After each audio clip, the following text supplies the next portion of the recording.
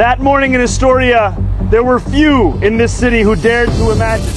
যুক্তরাষ্ট্রের new York সিটিতে প্রথম মুসলিম মেয়র হিসেবে নির্বাচিত হয়েছেন ডেমোক্রেটিক পার্টির প্রার্থী জোহরান মামদানি। এর মাধ্যমে নিউ ইয়র্কের নির্বাচনে প্রথমবারের মতো ইতিহাস তৈরি করেছেন ৩৪ বছর বয়সী এই রাজনীতিবিদ। তিনি যুক্তরাষ্ট্রের গুরুত্বপূর্ণ নিউ ইয়র্ক শহরের প্রথম মুসলমান মেয়র তো বটেই, সেই সঙ্গে প্রথম দক্ষিণ এশীয় বংশোদ্ভূত এবং প্রথম আফ্রিকায় জন্ম নেওয়া মেয়রও। গত ১০০ বছরের মধ্যে তিনি নিউ ইয়র্কের সর্বকনিষ্ঠ মেয়র। ফিলিস্তিনের গাজায় ইসরায়েলি গণহত্যার বিরুদ্ধে সবসময় সোচ্চার ছিলেন এই জোহরান মামদানি। নিউ ইয়র্ক সিটির মেয়র নির্বাচনে তার এই ইসরায়েলের আগ্রাসন বিরোধী মনোভাবের বিষয়টি বেশ প্রভাব ফেলেছে।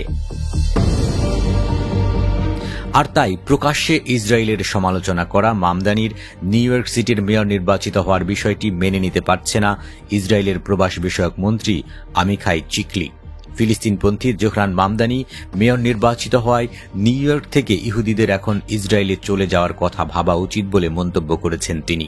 মামদানির জয়কে নিউ ইয়র্ক শহরের ইতিহাসে একটি গুরুত্বপূর্ণ মোড় হিসেবে উল্লেখ করেছেন ইসরায়েলি মন্ত্রী আমিখাই চিকলি। মামদানির জয় একসময় অসংখ্য ইহুদি শরণার্থীদের আশ্রয় দেওয়া নিউ ইয়র্ক শহরের মূল ভিত্তিকে নাড়িয়ে দিয়েছে বলেও অভিযোগ তুলেছেন তিনি। ইসরায়েলের এই মন্ত্রী এর আগেও দক্ষিণ লেবাননে জাতিগত নিধন ও ফিলিস্তিনের গাজায় ইসরায়েলি ইহুদিদের বসতি স্থাপনের পক্ষে অবস্থান নিয়েছিলেন। নিউ ইয়র্কের নবাগত মেয়র মামদানি ফিলিস্তিনপন্থী মনোভাবের কারণে তাকে হামাসের সমর্থক বলেও ব্যাখ্যা দেন।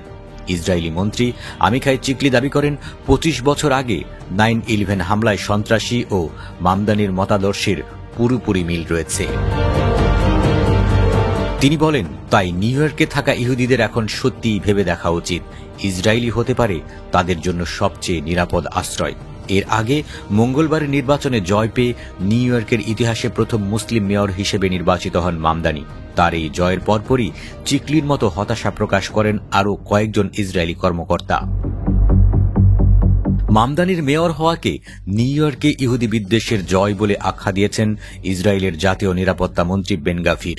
এছাড়া জাতিসংঘে নিযুক্ত ইসরায়েলের রাষ্ট্রদূত ড্যানি দ্যাদন বলেন, মামদানি যে পক্ষেরই সমর্থন করুক না কেন তা নিয়ে ইসরায়েল কখনোই বিচলিত হবে না।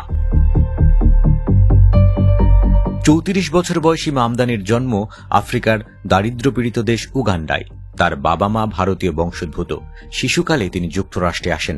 প্রথম মামদানিকে বহিরাগত প্রার্থী হিসেবে খুব একটা সমর্থন দেয়নি মার্কিনীরা, কিন্তু জুন মাসের ডেমোক্রেটিক প্রাইমারিতে জয়ের পর থেকেই নিউ ইয়র্কের সাধারণ নির্বাচনে এগিয়েছিলেন তিনি। নির্বাচনী প্রচারণার সময় মামদানিকে ইহুদি বিদ্বেষী হিসেবে চিহ্নিত করার চেষ্টা করা হয়েছিল। ফিক্স দ্য সিটি নামে একটি গোষ্ঠী $25 মিলিয়ন খরচ করে তার প্রচারণা চালায়।